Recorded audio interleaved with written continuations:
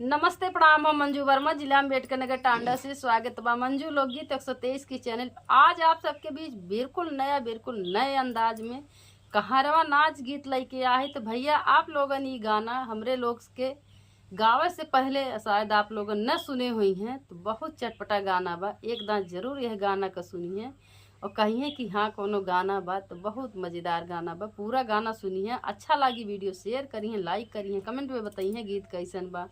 और नया गाना सुने खातिर हमारे दर्शक चैनल का जरूर एकदम सब्सक्राइब करिए। अच्छा रही। हर हर महादेव। सभी दर्शक का नमस्ते प्रणाम। हम नीलम धुरिया, टांडा जिला अम्बेडकर नगर से। तो आमे सुने बहुत चटपटा गाना बा। महादेव अपन कृपा बनाए रहे। आमे सुने।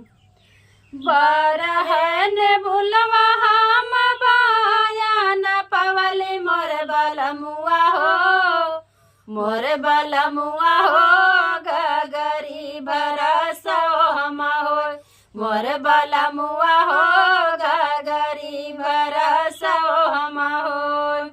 बारहन बुलवा हम बाया न पवले मोर बलमुआ हो, मोर बलमुआ हो गगरी भरसो हम हो, मोर बलमुआ हो गगरी भरसो हम हो। गगरी भरस में हम चुनरी रंगाइबे मोर बलमुआ हो, मोर बलमुआ हो चुनरी भइल चटकोर, मोर बलमुआ हो चुनरी भइल चटकोर। गगरी भरस में हम चुनरी रंगाइबे मोर बलमुआ हो चुनरी भइल चटकोर।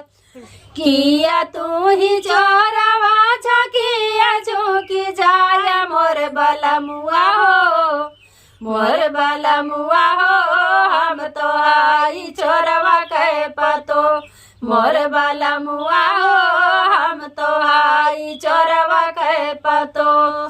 किया तू ही चोरवा छकिया चौकी जाया मोर बलमुआ हो, मोर बलमुआ हो हम तो आई चोरवा कह पतो, मोर बलमुआ हो हम तो आई चोरवा कह पतो। सासुरु तलूट मोरया न धन सोनवा मोर बलमुआ हो, मोर बलमुआ हो जेठाऊ लुटाई देनु गाय, मोर बलमुआ हो जेठाऊ लुटाई देनु गाय।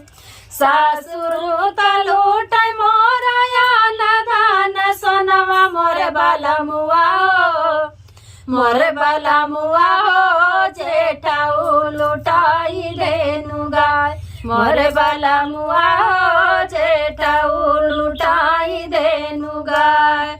साइया तलूट हमर सुतली रनियावा मोर बलमुआ हो, मोर बलमुआ हो हम हाई चोरवा कह पतो, मोर बलमुआ हो हम तो हाई चोरवा कह पतो। साइया तलूट हमर सुतली रनियावा मोर बलमुआ हो, मोर बलमुआ हो हम तो हाई चोरवा कह पतो, मोर बलमुआ हो हम तो हाई चोरवा कह पतो।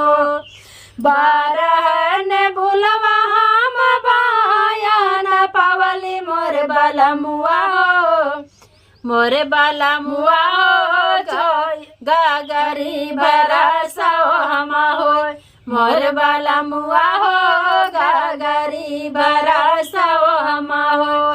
बारहन बुलवा हम बाया न पवली मोर बलमुआ हो, मोर बलमुआ हो गगरी भरसो हम हो, मोर बलमुआ हो गगरी भरसो हम हो। धन्यवाद।